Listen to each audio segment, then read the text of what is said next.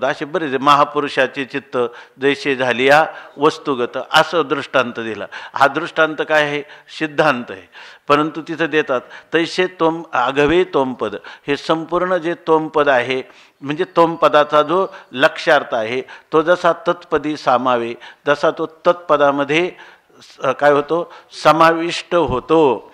हां, इथं जर बारकाईनं चिंतन करायचं तर पहा, हां, हे आघवे तोमपद कृष्ण महाराज आहे का इथं? हे आगवे तोमपद, हे सगळं तोमपद जे आहे, पण इथं तोमपदाचं आपण काय म्हणतो? लक्षार्थ आहे. आणि इथं तर सांगतात आगवे तोमपद म्हणजे वाच्यार्थसहित असणारं तोमपद असा अर्थ घ्यावा लागेल, आहे का नाही? आणि तो तत्पदी सामावे, बरोबर ना? तो तत्पदी सामावे, तर असं घ्यावा. जर प्रक्रियेचा वेदांत प्रक्रियेने घ्यायचं, आग्रह नाही बघा चांगलं.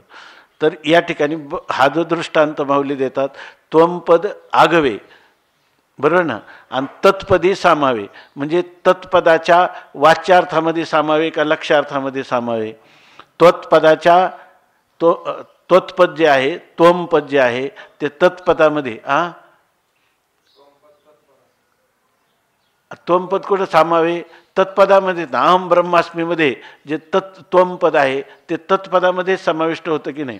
पण करत असताना तुम्हाला त्या ठिकाणी वाच्यार्थाचा बाध करून लक्षार्थाचं नित्यसिद्ध असणारं ऐक्य याचं ज्ञान असंच आपण विचार करतो की नाही? पंचदशीमध्ये किंवा विचारसागरवरती प्रभाकर वेदांतातल्या कोणत्याही ग्रंथामध्ये इथं आघवे पद का दिलंय ह्याचा इथं खाली लिहिलंय की तत्वमसी महावाक्यातील त्वमपदाचा लक्षार्थ हा तत्पदाच्या लक्षार्थाबरोबर काय होतो? ऐक्य पावतो, बरोबर ना? बरोबर ना? असं. पण आघवे पद आपल्याला सोडून द्यावं लागलं की नाही याच्यामध्ये? आहे की नाही? आघवे पद सोडून द्यावं लागलं. पहा आता या ठिकाणी आघवे पद जर घेतलं तर त्याच्या वाच्यार्थासहित जो वाच्यार्थ आहे ना, तो वाच्यार्थसुद्धा अधिष्ठानाहून स्वतंत्र सत्तास्फूर्ती नसते. आणि ह्या लक्षार्थाचं ज्ञान झालं की सगळे आध्यस्थ पदार्थ यांची निवृत्ती अधिष्ठान रूपच असते. त्यामुळे त्याच्यामध्ये आगो जर म्हटलं तर आगो, आणि तेच खरं आहे की आदव ब्रह्माहमस्मी, अगोदर मी आहे, ब्रह्म आहे, आणि नंतर आगवे म्हणल्याने सर्वम खल्विदम ब्रह्म, सर्वच ब्रह्मस्वरूप आहे, अशा प्रकारचं त्या ठिकाणी ते तत्पद सामावतं, आहे की नाही? दुसरं गोष्ट आहे की त्वमपद हे तत्पदाच्या वाच्यार्थ जर घेतला तर त्वमपद आणि तत्पद यांच्या वाच्यार्थाचं ऐक्य कधीतरी होईल का?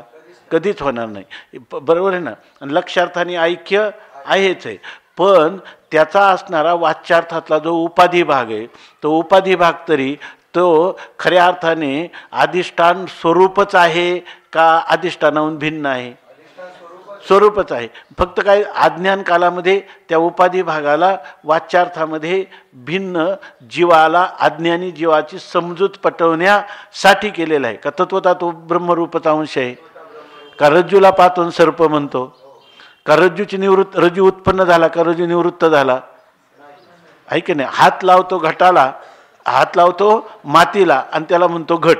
तसा उपाधी भाग म्हणजे काय आहे? वाचारम म्हणम विकारो नामधेयम मृत्तिकेतेव सत्यम. घट हा फक्त वाणीत आलेला शब्द आहे, खरं काय आहे? मृत्तिकाच आहे. त्याप्रमाणे हे आघव जे आहे ते तोमपद हे काय आहे? तत्पदच आहे. हे कधी कळेल? ज्या ठिकाणी तत्पद आणि तोमपद, बरोबर ना, हे काय आहे? अखंड असणाऱ्या चैतन्याच्या ठिकाणी उपाधीची कल्पना करून त्याच्यामध्ये भेदाच्या काय कल्पित भेदाची काय कल्पित किंवा मिथ्या भेदाची कल्पना केलेली आहे. आणि ती कशासाठी? तर नंतर त्यांचं नित्य संचलेलं ऐक्य हे अज्ञानी पुरुषाला त्या नित्य ऐक्याचं त्याच्या बुद्धीवर आरूढ करून देण्यासाठी या ठिकाणी केलेले आहे. अध्यारोप अपवादाभ्याम निष्प्रपंचयम प्रपंचते. ज्याला पै शून्य जै दावावे झाले ते बिंदुले पाहिजे केले, तैसे अद्वैत सांगावे बोले तै द्वैत घेपे. एवढा त्याचा हे जर कळलं तर मग आपल्याला हे लक्षात येईल, जैसे तोमपद हे आगवे तत्पदी सामावे किंवा द्रुमाकार साठवे बीजकणिके जेवी. आता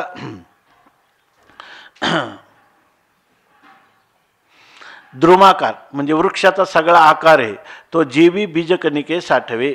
एखाद्या लहानसा असणारं जी बीजकणिका म्हणजे एखाद्या धान्याचा कण, बीजरूप असणारा कण, त्याच्यात ते सगळं धान्य सगळं त्याच्यामध्ये साठवावं की नाही. किंवा वृक्षाचं वटवृक्ष आहे आणि त्या वटवृक्ष सगळा कुठं सामावतो, त्या वटवृक्षाच्या एका बीजामध्ये सामावला जातो. अजून उदाहरणं देतात ना. तरी स्वप्न इथं जर बारकाईनं जर पाहिलं आपण थोडं चिंतन केलं तर विश्वरूप किती महान आहे आणि ते कृष्णरूपाच्या ठिकाणी साठवलं गेलं, याला बीजकणिका म्हटले. पण याचा अर्थ विश्वरूप जेव्हा बीजकणिका येते मध्ये येते त्यावेळेला त्याच्या ठिकाणी काही कनिष्ठता प्राप्त झाली का? का सगळा वटवृक्ष आहेच त्याच्यामध्ये, फक्त तो काय आहे अव्यक्त रूपात आहे आणि जो वृक्ष आहे तो व्यक्त रूपात आहे. परंतु त्याच्यामध्ये ज्येष्ठ कनिष्ठ भाव करता येईल का? भगवंतांनी हे दाखवलं की चतुर्भुज मूर्ती तीच विश्वरूप आहे, तो वृक्षाचा विस्तार आहे आणि तीच पुन्हा काय आहे आपल्या बीजरूपामध्ये म्हणजे त्या सगुण स्वरूपामध्ये आहे. म्हणजे याचा अर्थ हे सर्व जे आहे हे एकच परमात्मा. तुझं विश्वरूप म्हणू का तुझं चतुर्भुज रूप म्हणू? चतुर्भुज आणि विश्वरूप दोन्ही गोविंदू रे. दोन्ही तुझं स्थूल म्हणू की सूक्ष्म रे? स्थूल सूक्ष्म एकू गोविंदू रे. परमात्म्याचंच ते रूप आहे. ना तरी स्वप्न संभ्रमू जैसा गिळी चेली जीवदशा श्रीकृष्णे योग हा तैसा संहारिला तो. दुसरं उदाहरण देतात ना तरी अथवा चेली म्हणजे जर मनुष्य जागा झाला तर जैसा स्वप्न संभ्रम गिळी. जर मनुष्य जागा झाला तर स्वप्नामध्ये असणारं जी काही संपूर्ण स्वप्न संभ्रम म्हणजे स्वप्नामध्ये असणारी जी गर्दी किंवा स्वप्नामध्ये झालेली जी गडबड काय गर्दी ती सगळी काय होते चेली जीवदशा. मनुष्य जर जागृत झाला तर जागृत झाल्याबरोबर त्या जीवदशा चेली म्हणजे जीव जर स्वप्नातून जागा झाला तर स्वप्नामध्ये पाहिलेला सर्व प्रपंच हा तो गिळून टाकते. कोण गिळून टाकते? जागृत अवस्था सर्व स्वप्नाला गिळून टाकते. श्रीकृष्णे योगो हा तैसा संहारिला तो. स्वप्नातला कोणता पदार्थ आपण जो पाहिला आणि मनुष्य जागा झाला तर त्या स्वप्नातले अनंत पदार्थ त्यापैकी कोणत्या पदार्थाची उपलब्धी होते? कोणत्याच पदार्थाची उपलब्धी होत नाही. तैसा त्याप्रमाणे श्रीकृष्णे हा योगो संहारिला. परमात्म्याने ह्या योगाचा संहार केला म्हणजे हा सगळा उपसंहार केला म्हणजे सर्व हे जे विश्वरूप आहे ते आटोपून घेतलं, त्याचा या ठिकाणी संकोच केला आणि चतुर्भुज रूपाने राहिला. जैशी प्रभा हरपली बिंबी की जळद संपत्ती नभी नाना भरते सिंधू गर्भी रिघाले राया. संजय म्हणतो की जैशी ज्याप्रमाणे प्रभा बिंबी हरपली. प्रभा म्हणजे सूर्याचा जो प्रकाश आहे तो प्रकाश ज्यावेळेला सूर्यास्त होतो त्यावेळेला बिंबी हरपली. त्याचं मूळ बिंब जे सूर्य आहे त्या सूर्यामध्ये तो प्रकाश जसा सामावून जातो की अथवा जलद संपत्ती नभी की ह्या जलद संपत्ती म्हणजे जलद म्हणजे ढग आणि त्या ढगांची संपत्ती म्हणजे समुदाय. जसे नभी आकाशामध्ये सामावून जातात. इथं ढग होते की नव्हते असं होऊन जातं. सूर्यप्रकाश किरणं होती की नव्हती असं होऊन जातं. नाना अथवा भरते सिंधू गर्भी रिघाले राया किंवा हे राया धृतराष्ट्रा जैसे ज्याप्रमाणे समुद्राला आलेलं भरतं ते भरते सिंधू गर्भी रिघाले. सिंधू म्हणजे समुद्राच्या पोटात सामावून गेलं तसं सांगतात. मग माऊलींना आश्चर्य वाटतं किंवा संजयाला आश्चर्य वाटतं. संजय म्हणतो हो का जे कृष्णाकृतीची मोडी होती विश्वरूप पटाची घडी ते अर्जुनाची आवडी उकलून दाविली. तो म्हणतो हो का. आपण हो का म्हणजे असं होऊ शकतं का? म्हणजे कदाचित असं तर नाही ना झालं म्हणजे असंच झालं म्हणजे असं म्हणून हे जे शब्द आहे हो का म्हणजे असं तर नाही ना किंवा असंच झालं असेल ना, असं हे म्हणजे त्याला काय म्हणतो, सकारात्मक पद्धतीने हो का, असं तर असलं पाहिजे की जे कृष्णाकृतीचे मोडी, जी कृष्णाकृतीच्या म्हणजे पूर्वीच्या जी चतुर्भुज स्वरूपात कृष्णाच्या आकाराची मोडी म्हणजे कृष्णाकृतीचे मोडी, कृष्णाकृतीचं जो आकार होता तेच काय होतं, होती विश्वरूपपटाची घडी. कृष्णाकृतीच्या वळणामध्ये किंवा डावलामध्ये जी काही विश्वरूप पटाची घडी, विश्वरूप हेच कोणी एक पट म्हणजे वस्त्र, आणि त्या वस्त्राची काय केली होती, घडी केली होती श्रीकृष्ण परमात्म्याच्या विग्रहाच्या रूपाने. आणि ते अर्जुनाच्या आवडी उकलून दाविली. जसं एखाद्या दुकानात गिऱ्हाईक आलं म्हणजे ते काय करतात, त्या वस्त्राची जी घडी ती त्याला उकलून दाखवतात. तसं विश्वरूपाच्या निमित्ताने भगवंताने अर्जुनाच्या आवडीनं ती कृष्णाकृतीची विश्वरूप पटाची घडी उकलून दाखविली. त्याच्या इच्छेकरता उकलून दाखवली, विस्तारित केली, विश्वरूपाच्या निमित्ताने त्याला ती दाखवली. म्हणजे अगोदर घडी आहे आणि विश्वरूप हे त्याचं उलगड नाही त्या घडीचं. तव परिमाण वा रंग तेने देखील साविया चांग, तेथ ग्राहकीये नव्हेचे लाग, म्हणून घडी केली पुढती. ह्या विश्वरूपासंबंधाने संजय आपला अभिप्राय सांगतो की मला असं वाटतं, म्हणतो तव परिमाण वा रंग, कृष्णांनी त्याला काय केलं, आपल्या विश्वरूपाच्या निमित्ताने ही घडी उकलून दाखवली, जसं एखाद्या गिऱ्हाईकाला दाखवावी त्याप्रमाणे. पण घडी उकलल्यानंतर तव परिमाणू त्याची असणारी त्या वस्त्राची लांबी रुंदी परिमाण किंवा रंगू त्या वस्त्राचा असणारा रंग, तेने देखील साविया चांगू, त्याने चांगल्या प्रकाराने साविया म्हणजे सहजच त्या वस्त्राच्या ठिकाणी त्याने देखील चांगल्या प्रकारे निरीक्षण करून पाहिलं. परंतु की बा याला ह्या वस्त्राचा रंग वगैरे याला दाखवावा, पण तेथ ग्राहकीय नव्हेचे लागू, परंतु ग्राहक जो गिऱ्हाईक होतं त्याची लागू नव्हेची, त्याची ती योग्यता नव्हती का हे वस्त्र आपण घ्यावं, त्याची किंमत जास्त असेल म्हणा काही, तर त्याला वाटलं की हे आपण घेऊ शकत नाही. तर ग्राहकीय लागू नव्हेचे त्या ठिकाणी त्याला असं त्या ग्राहका लागी किंवा ग्राहकाच्या योग्यतेचं ते नाही, म्हणून घडी केली पुढं ती. आम्ही एकदा हरिद्वारला एका दुकानात गेलो पुस्तकाच्या, त्यावेळेला शंकरानंदी उपलब्ध नव्हते. तर तिथं काय होतं की शंकरानंदी आम्ही सारखं विचारत होतो, तर एका दुकानात मिळाली, पण त्या दुकानात ती होती झेरॉक्स. आणि मग तुम्ही होते का, हां हे संदीप महाराज होते. तर तिथं आम्ही मग त्याला विचारलं शंकरानंदीची किंमत काय, ती आम्ही पूर्वी घेतली होती ती काहीतरी 5 रुपयाला. तर त्यांनी सांगितलं 800 का 900 रुपये सांगितले. आणि तो म्हटलं एवढी किंमत आहे. तर म्हणलं एवढी किंमत कशी काय शंकरानंदीची, तुम्ही आम्हाला काही कमी करा. तर म्हणलं तुम्ही जा, तुम्ही याला हात नका लावू म्हणे, तुम्ही जा, तुमची योग्यता नाही शंकरानंदीची म्हणे. शंकरानंदी काय चीज आहे तुम्हाला माहीत नाही म्हणे. असं ते दुकानदार आम्हाला म्हटलं, हे यांना माहीत आहे.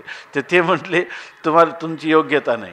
असं तसं ही अर्जुनाला ही विश्वरूप पटाची घडी उकलून दाखवली, पण काय ग्राहकीय नव्हेची लागू, त्याची त्या ठिकाणी त्याचा लाग नाही म्हणजे संबंध नाही किंवा त्याची योग्यता नाही, म्हणून ही घडी केली. त्यांनी लगेच ते घेतलं आणि ठेवून दिलं, कारण ग्राहकीय नव्हेची लागू म्हणून ही घडी केली पुढती, म्हणून पुन्हा ती घडी मिटवली. तैसे वाढीचे नि बहुवसपणे रूपे विश्व जिंतिले जेने, ते सौम्य कोडीसवाने साकार झाले तैसे, त्याप्रमाणे वाढीचे नि बहुवसपणे, वाढी म्हणजे कृष्ण आपल्या विश्वरूपाचा जो विस्तार आहे तो बहुवसपणे अनेक प्रकाराने करून बहुवसपणे रूपे विश्व जिंतिले तेने, आणि त्या वाढीचा विस्तार करून जेने विश्व जिंतिले, त्या विश्वरूपाने काय केलं होतं, या सगळ्या विश्वाला जिंकलं होतं. म्हणजे सगळं विश्व आपल्या पोटात आपल्या उदरात सामावलेलं होतं, परंतु ते सौम्य कोडीसवाने साकार झाले. अशा प्रकारची घडी केली म्हणजे काय, ज्याने सर्व प्रकारे ह्या विश्वाला आपल्या उदरात सामावलं होतं, इतका विस्तार केला होता. ते सौम्य, ते अतिशय सौम्य म्हणजे सुंदर, कोडीस्वानं, माधुर्यपूर्ण अशा प्रकारचं साकार झाले, म्हणजे सगुण साकार झाले ते परमात्मा. किंबहुना अनंते धरिले धाकुटपण मागुते, परी आश्वासिले पार्थाते बिहाली. अशी मनुष्याला नुसतं कल्पनांच्या साम्राज्यात वावरायचं असेल, परमार्थ नाही करायचा, काय करायचं काय नाही. पण कल्पना नाहीतरी मनोरथ करणं हेच माणसाचं आयुष्य आहे. माणसाचं ज्या अर्थी सर्व सुखाची आशा जन्म गेला असं म्हणतात, म्हणजेच मनोरथ करण्यास जन्म गेला. पण मनोरथ हे करायचं शिकायचं असेल तर ज्ञानेश्वरीसारखे मनोरथ करा. ते तरी बाह्य म्हणजे आपल्याला जरी विश्वरूपाचं दर्शन झालं नाही तर कल्पना करायच्या झाल्या तर विश्वरूप दर्शनाच्या कल्पना कराव्या, कल्पना करायच्या झाल्या तर विभूतीच्या कल्पना कराव्या. स्वामी महाराज सांगायचे, समजा तुम्ही म्हणत पण आपल्या तर पदरात काहीच नाही, पार पदरात काही नसलं, अनुभूतीचा पत्ता नसला तरीसुद्धा ज्ञानेश्वरीच्या चिंतनाने मनोरथ केले तर खरं तर काय आहे, त्या मनोरथामध्ये तुम्हाला जास्त सुख मिळेल. त्यासाठी स्वामी महाराज एक नेहमी उदाहरण सांगायचे. लहान मुलं लुटपुटीचा खेळ खेळतात आणि खेळताना काय करतात की आपल्या हातामध्ये एक जण माती घेतो खेळता खेळतात आणि त्याला म्हणतो हे घे चुरमुरे, आणि तो लहान मुलगा घेतो आणि काय करतो, हे चुरमुरे खायला लागतो. तो म्हणतो चुरमुरे फारच खुसखुशीत झाले. दुसरा मित्र येतो, तो म्हणतो हे घे पेढे, मातीच असते, त्याला पेढे देतो आणि तो म्हणतो पेढे फार गोड झाले. मग आता तुम्ही सांगा, लुटपुटीच्या खेळात माणसाने चुरमुरे वाटावेत का पेढे वाटावेत? दोन्ही सारखेच आहे. हा, पण वाटायचे झाले तर काय म्हणावं, पेढे वाटावे. तसं मनोरथच करायचे झाले ना तर हे ज्ञानोबरायांच्या ज्ञानेश्वरीतले मनोरथ करावे. आणि हे मनोरथ उलट सिद्धीचा तुकाराम महाराजांचा अभंग आहे, माझे मनोरथ पावले जई सिद्धे तई पायी बुद्धी स्थिरावली. मनोरथ करता करता कधीतरी आपली बुद्धी जी आहे ती परमात्म्याच्या पायाजवळच स्थिर होईल. कारण मनोरथ ज्याचे केले तेच परमात्मा हा कर्तुम अकर्तुम अन्यथा कर्तुम शक्ती संपन्न आहे, भक्तवत्सल आहे, अनंत गुणगण निधान आहे आणि सर्व करण्याचं त्याच्या ठिकाणी सामर्थ्य आहे. मग जीवाच्या दृष्टीनं जड धनाच्या दृष्टीनं मनोगत करण्यापेक्षा मनोरथ कोणाचे करावं, तो परमात्मा कधी येईल आणि तो मला कधी भेटी देईल ऐकी नाही, ह्याचा विचार करावा, ह्याचं मनोरथ करावं. तो परमात्मा सुखरूप आहे, भक्तवत्सल आहे, तो भक्ताचं मनोरथ पूर्ण करणारा पण आहे. तसं इथं आता माऊली कसं सांगतात की किंबहुना अनंते धरिले धाकुटपण मागुते परी आश्वासिले पार्थाते बिहाले असे. किंबहुना फार काय सांगू म्हणतो संजय, अनंते मागुते धाकुटपण धरिले, भगवंतानी त्या अर्जुनाच्या प्रेमासाठी नंतर मागुते धाकुटेपण, बरोबर मीच लहान बापाचा असं भगवान म्हणतात की आपण लहान झाले, परमात्मा विश्वरूप होतं, ते कल्याणकार होतं, सगळं कळत होतं. परंतु जसं तुकाराम महाराज म्हणतात पदरी घाली पिळा आणि बाप निर्बळासाठी बाळा. लहान पैलवान, आता कालच्या त्या नाशिकच्या कुस्तीतला पैलवान तो, आणि त्याच्या मुलांनी, आता तो जगात कोणाला आठवत नाही हिंद केसरी, पण लहान मुलांनी सांगितलं, तो घाईघाईत चालला होता, बाबा कुठं चालले, मी आज तुम्हाला घराच्या बाहेर जाऊ देणार नाही, आज माझा बर्थडे आहे. त्या मुलाला जाऊ देत नाही बाहेर, मुलगा जाऊ देत नाही बाळाला. तसं भगवान परमात्मा एवढे समर्थ, पण अर्जुनाच्या आवडीसाठी धाकुटे पण त्यांनी लहान पण भगवंतांनी धरलेले आहे. परी आश्वासिले, बरं एवढं नाही, कशासाठी, परी बिहालिया पार्थाते आश्वासिले, जो भ्यालेला माझा अर्जुन आहे ना त्याला भगवान आश्वासित करतात. आश्वासित करून म्हणतात म्हणजे असं नाही म्हणत अरे तू थोडा धीर धर, त्याच्यावर नाही, आता हा काही केल्या ऐकत नाही, याला विश्वरूप नकोत आहे, भरपूर कल्याणाचं आहे, पण याला पाहिजे कोणतं, चतुर्भुत. तर त्याला आश्वासन दिलं म्हणजे काय, भगवान परमात्मा चतुर्भुत स्वरूपाला प्राप्त झाले. यालाच म्हणतात का धाकटपण किंवा लहानपण भगवंतांनी धारण केलं. हां हां हां माझी काय, भगवान म्हणतात गोपिकांनी मला दाव्याने बांधावं, असं काय होतं तेव्हा त्याच्यामध्ये, माझी काय झाली क्षीणशक्ती, गोपिकांनी मला गोपिका दावेशी बांधी ती, माझी काय क्षीण झाली शक्ती. हां त्यांच्या निज प्रेमाची जाती मी सोये श्रीपती पोखित, त्यांच्या प्रेमाला मी आणखीन पुष्टी करतो. मी माझा विचार करत नाही का मी या संपूर्ण जगताचा नियंता आहे, हे विसरून जातो. भागवतामध्ये त्या कर्पात्री महाराजांचं कोणतं भागवत सुद्धा, त्याच्यामध्ये एक श्लोक दिलेला आहे की त्या श्लोकामध्ये असं म्हटलेलं आहे की एक गोपी दुसऱ्या गोपीला सांगते, शृणु सखी कौतुकम एकम नंदनिकेतन अंगणी मया दृष्टम. गोपिका कोणाचा तरी संवाद आहे, ते म्हणते हे गोपी आज मी एक नंदाच्या अंगणामध्ये एक मोठं कौतुक पाहिलं.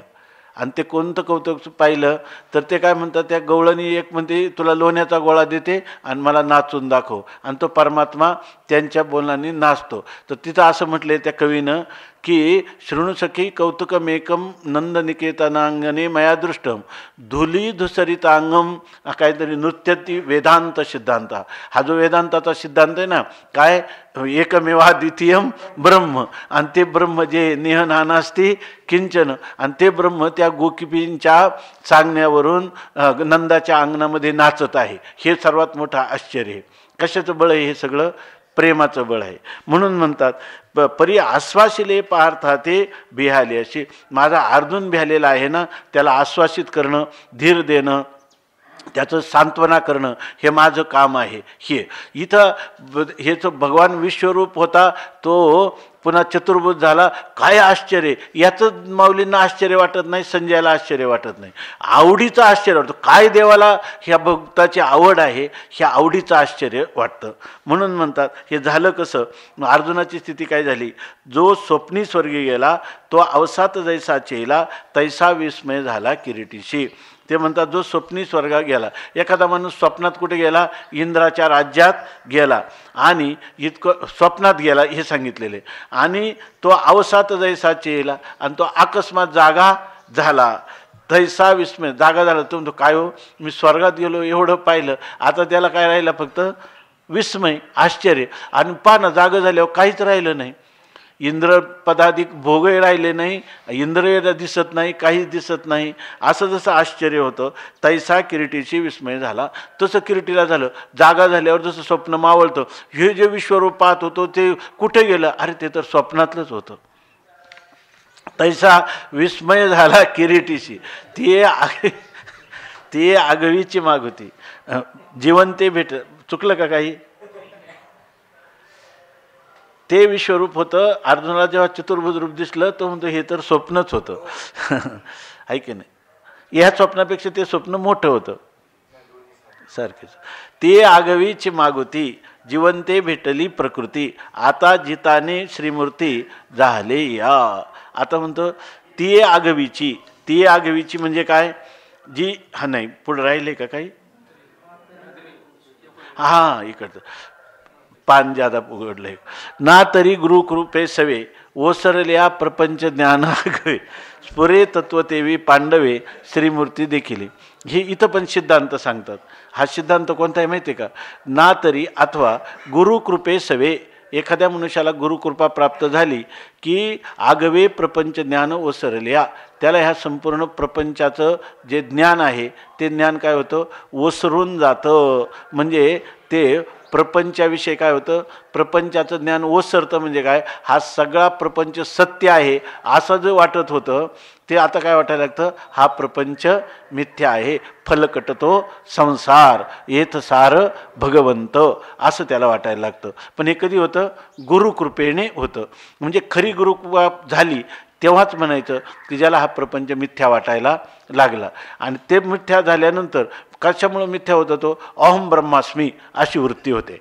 आणि अहम ब्रह्मास्मी वृत्तीमध्ये काय होतं की प्रतिफलित झालेलं जे विशेष चैतन्य आहे ते अज्ञानाचं नाश करतं आणि अज्ञान कार्याचा प्रपंचाचा बाध करतं. अशी स्थिती एकदा प्राप्त झाली गुरुकृपेने, मग काय होतं? अज्ञान गेलं आणि अज्ञान कार्य बाधित झालं, आहे की नाही? असं झाल्यानंतर त्यावेळेला स्फुरे तत्व, त्याला काय राहतं खाली? अवशिष्ट काय राहतं? तत्व स्फुरे. फक्त त्याला तत्वाचं ज्ञान होतं. तत्वाचं ज्ञान होतं म्हणजे ज्ञानरूप तत्व आहे असं कळतं. आणि ज्ञानरूप तत्व कोण आहे? ज्ञानरूप तत्वम, ते अहमास्मी, ते ब्रह्म मी आहे असंच त्याला ज्ञान होतं. पण शेवाळ दूर झाल्याशिवाय पाणी प्राप्त होईल काय? मग पाणी प्राप्त झाल्याशिवाय शेवाळ दूर होईल काय? मग त्याच्यामध्ये पूर्वोत्तर भाव आहे काय? का एकाच वेळेला हे घडतं? एकाच वेळेला युगपत हे ज्ञान होतं. त्यावेळेला हे प्रपंचाचं ज्ञान ओसरतं आणि त्याला आपल्या स्वरूपाचं यथार्थ ज्ञान होतं. तैसे विचारिता निरसले जे प्रपंच सहजे सांडवले मग तत्वता तत्ववरले ज्ञानी अशी अशी त्याची स्थिती आहे. म्हणून म्हणतात हे सगळं गुरुकृपे सवे. श्रीगुरूंचा जेव्हा खरा अनुग्रह होतो तेव्हा इथं माऊलींनी सांगितलं नाही त्याचं प्रपंच ओसरो काय ना प्रपंच ओसरो चित्त तुझे पायी मोरो आयशे करिगा पांडुरंगा शुद्ध रंग व्हावे रंगा. पुढे काय पुरे आता नको तुझी याची सत्ता लटीक येते फेडा तो का म्हणे जाय पिढा. अशी त्याला जेव्हा अनुभूती येते त्यावेळेला इथं काय म्हणतात प्रपंचाचं ज्ञान ओसरलं म्हणजे प्रपंचाचं ज्ञानही निवृत्त झालं. इथं प्रपंचाचं ज्ञान निवृत्त झालं म्हणजे इथला प्रपंच कुठपर्यंत आहे माहिती आहे का.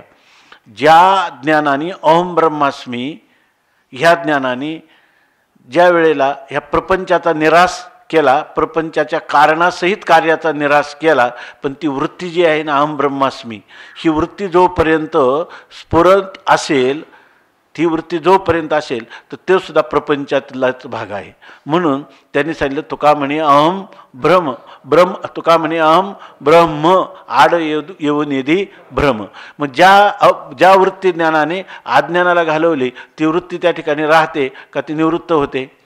तेथं काय वृत्ती हे निवृत्ती झाली जन न दिसे तेथे मी माझे हरपले ठाई जेथीच्या तेथे अदृश्यतेची झाले काही दृश्य जे होते सुखे मी निजलोगा शून्य सारुणी तेथे त्रिकुट शिखरीगा दान मिळे आईते. म्हणजे काय ही अहम ब्रह्मास्मी वृत्ती आहे ही वृत्ती ही स्वपरविरोधिनी आहे.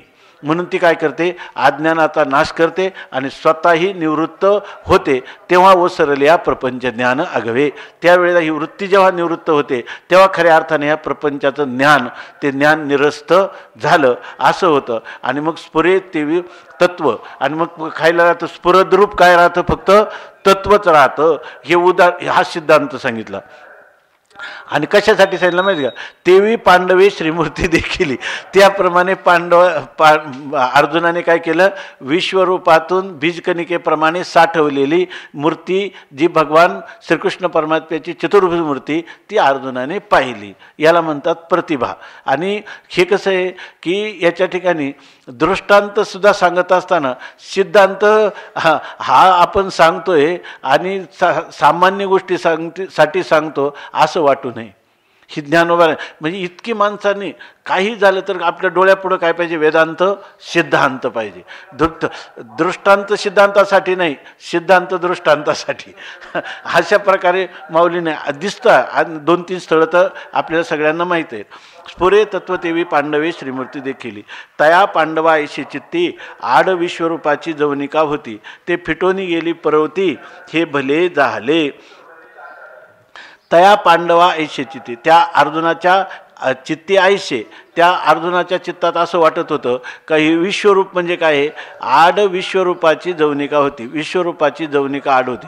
हे विश्वरूप म्हणजे आपल्याला ह्या भगवंताचं जे चतुर्भुज रूप आहे ह्याचं दर्शन घेण्यामध्ये ही जवनिकामध्ये मध्ये एक आडसर किंवा पडदा आला होता. हे अर्जुनाचा जेव्हा दर्शन झालं त्याला चतुर्भुज रूपाचं तेव्हा अर्जुनाला काय वाटतं अरे बरं झालं आतापर्यंत आपल्याला परमात्म्याच्या ह्या स्वरूपामध्ये एक पडदाच आला होता. आणि तो पडदा कोणता आहे विश्वरूप हाच एक पडदा होता. आणि तो म्हणतो ते फिटून गेली. आता तो जो पडदा होता ना तो दूर सरून गेला. आता तो पडदा राहिला नाही. हे भले झाले आता बरोबर झालं व चांगलं झालं असं अर्जुनाला वाटतं. ही सुद्धा अर्जुनाची आवड आहे. सगुण परमात्म्याच्या चतुर्भुज रूपावर असणारं आत्यंतिक प्रेम त्याला हे विश्वरूप सुद्धा नको वाटतं. आता आपले संत तरी काय विश्वरूप तर काय मोक्ष सुद्धा नको. मोक्ष तुमचा देवा तुम्ही दुर्लभ तो ठेवा मनी भक्तीची आवडी आणि हेवा व्हावी आईशी जोडी असं म्हणतात. तो का म्हणे गर्भवासी सुखे घालावे आम्हाशी गुण गायीनं आवडी हेची माझी सर्व जोडी. माझं सर्वस्व धनी हेच आहे तुझं चतुर्भुज रूप. मागं सांगितलं ना त्यांनी किती शास्त्राचं आलोडन करा योगाभ्यास करा परंतु मूळ कोण आहे काय त्या वय आहे की हे सगळं केलं त्याचं फळ तू आहे असं वयांनी सांगितलं ना. हां परंतु सिद्धांत तो हाची असं सांगतं. मागे गेले आम्ही योगजात अभ्यासावे शास्त्रात आलोडावे. मध्ये अजून एक आहे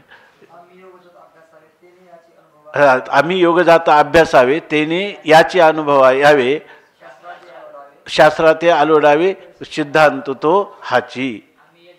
आम्ही यजने किजती सकळे ते फळावी येण्याची फळे तीर्थे होतो का सकळे याची लागी. हे सगळं कोणासाठी? ह्या विश्वस्वरूपासाठी आहे. म्हणून आम्हाला मध्ये एक प्रकारचा हा विश्वरूप म्हणजे पडदा होता असं सांगतात. काय हां किती वेळ आहे? किती क्रमांकाची वेळ? हां ते फिटून गेली पर्वती हे भले झाले. तर विश्वरूपाचा पडदा गेला हे चांगलं झालं. काय काळा ते जिनोनी आला की महावात मागा सांडीला आपुलिया बाही उतरला सातही सिंधू. अर्जुनाला हे भगवंताने इथं असं दिसतं बरं का की अर्जुनाची जी मनस्थिती वर्णन केली ना, ह्या मनस्थितीमध्ये भगवंतानी आपल्यावर कृपा केली म्हणून भगवंतानी हा पडदा बाजूला सारला आणि आपल्याला दर्शन झालं असं काही याच्यामधून दिसून येत नाही. अर्जुनाचा जो भाव आहे तो माऊलीने तो असा मानलाय, काय काळा ते जिनोनी आला त्याला की महावात मागा सांडीला आपुलिया बाही उतरला सातही सिंधू. हा अर्जुनाला झालेला आनंद कशा प्रकारचा झाला तर ते सांगतात. या जसं काळा ते जिनोनी आला, एखाद्या माणसाने म्हणून मी काळावर मात केली, जसं तुकोबाराय म्हणतात ना, आम्ही जगा काळ खाय आम्ही माथा दिला पाय, असा एक भाव आहे की महावात मागा सांडीला. आणि ते म्हणतात इतका मोठा जोराने वादळी वारा होता ना, पण आम्ही त्याला सुद्धा वाऱ्याला सुद्धा मागं सारून दिलं. आपुलिया बाही उतरला सातही सिंधू. सातही सिंधू सप्तसमुद्र एकवट झाले. आणि सगळं सप्तसमुद्र एकवट झाले आणि आपुलिया बाही उतरला आणि आपल्या बाहूनी तरुण पोहून त्याच्यामधून आम्ही गेलो. ऐसा संतोष बहुचित्ते. अशा प्रकार अर्जुन घाबरला आणि देवाने आटोपलं म्हणून झालं का? याच्या देवाच्या अनुग्रहाने झालं का अर्जुनाने त्याला आटोपायला लावलं? खरं जर पाहिलं तर भगवंताने त्याचा उपसंहार केला होता ना, म्हणून अर्जुन कसा तरी आला, जीवात जीव त्याचा आला. परंतु ते म्हणतात त्याला झालेला जो आनंद आहे तर त्याची तुलना अशी केली. ऐसा संतोष बहुचित्ते घेजत असे पंडुसुते विश्वरूपा पाठी कृष्णाते देखोन या. ऐसा चित्ते बहु संतोष. अशा प्रकारचा चित्तामध्ये अत्यानंद पंडुसुते घेजत असे. आता अत्यानंदाचा भोग हा अर्जुन या ठिकाणी घेत आहे. कसं तर कृष्णाते विश्वरूपा पाठी देखोनिया. कृष्ण परमात्म्याला विश्वरूपानंतर पाहिल्यानंतर अशा प्रकारचा आनंद हा अर्जुन भोगू लागला. मग सूर्याची अस्तमानी मागुती तारा उगवती गगनी तैसा देखो लागला अवनी लोकासहित. आणि मग सूर्याची अस्तमानी, सूर्य जेव्हा अस्तमानाला जातो त्यावेळेला अस्तमानाला गेला की मागुती गगनी तारा उगवती. नंतर आकाशामध्ये जशा हे तारे उगवतात, आकाशामध्ये पुन्हा पुन्हा तारा जसा उदयाला येतात तैसा त्याप्रमाणे लोकासहित आवनी देखो लागला. त्याप्रमाणे सगळे लोक ही पृथ्वी भगवानच्या परमात्म्याचं स्वरूप हे अर्जुन पाहू लागला. पाहे तव तेची कुरुक्षेत्र तैसेची दोन्ही भागी गोत्र वीरवर्षताती शस्त्रास्त्र संघाटवरी. आणि पाहे तव, आणि तो पाहतो तर त्याला असं दिसलं तेची कुरुक्षेत्र. अरे हे विश्वरूप वगैरे काही नाही, आता ते जे पूर्वीचं होतं तेच कुरुक्षेत्र आहे. तैसेची देखे दोन्ही भागी गोत्र, त्याचप्रमाणे गोत्र दोन्ही भागी देखे. त्याचप्रमाणे एका बाजूला कौरवाचं सैन्य, एका बाजूला पांडवांचं सैन्य, हे कुरुक्षेत्राचं रणांगण हे पाहतो. आणि वीरवर्षताती शस्त्रास्त्र संघाटवरी. आणि या ठिकाणी संघाटवरी वीर शस्त्रास्त्र वर्षताती. आणि संघाटवरी म्हणजे सगळ्यांचा एकत्र समुदाय झालेला आहे. आणि शस्त्रास्त्र वर्षताती ते परस्परावर शस्त्रास्त्रांचा वर्षाव करीत आहे. आणि तया बाणाची या मांडवात तैसाचे रथ देखे निवांत धुरे बैसला लक्ष्मीकांत आपण तळी. तया बाणांच्या मांडवात, आणि त्या बाणांचा जणू काय झालेला मांडव आहे. आणि त्या मांडवाखाली रथ तैसाची निवांत. जे जसा पहिला रथ होता त्याचप्रमाणे तो रथ या ठिकाणी शांतपणे उभा आहे. कारण उडी घातली खाला रथवनिया. आणि धुरे बैसला लक्ष्मीकांत. आणि पुढं कोण बसलेला आहे? अग्रभागावर रथाच्या लक्ष्मीकांत श्रीकृष्ण परमात्मा बसलेला आहे. आणि आपण तळी, आणि आपण त्या रथाच्या खाली आहे, कारण आपण उडी घातली खाला रथवणी, आपण होतो तसाच आहेत असं त्याला दिसलं. हे कोण सांगतं? संजय धृतराष्ट्राला सांगतो. ही आतापर्यंत झालेली हकीकत. आता पुन्हा जसं पाठीमागच्या भगवंतांनी सांगितलं ना, माते व्यथामाच विमूढ भाव, तू काय घाबरू नको वगैरे सांगितलं, आश्वासयामासच भीतमेनम. आणि हे सगळं झाल्यानंतर भगवान अर्जुनाला म्हणतात, हे न वेद यज्ञाध्ययन दानय, हे सगळं झालं. आणि मग अर्जुनाला म्हणले की पश्य, तू पहा आता माझं तेच रूप आहे, स्वकम रूपम दर्शयामास. हे झाल्यानंतर मग आता अर्जुन काय म्हणतो भगवंताला, तर तो अर्जुन उवाच दृष्ट्वेदं मानुषं रूपं तव सौम्यं जनार्दन इदानीमस्मि संवृत्तः सचेताः प्रकृतिं गतः दृष्ट्वेदं मानुषं रूपं तव सौम्यं जनार्दन इदानीमस्मि संवृत्तः सचेताः प्रकृतिं गतः दृष्ट्वेदं मानुषं रूपं तव सौम्यं जनार्दन इदानीमस्मि संवृत्तः सचेताः प्रकृतिं गतः। पुंडलीकवरदा श्री ज्ञानदेव तुकाराम मौली ज्ञानेश्वर महाराज की जय।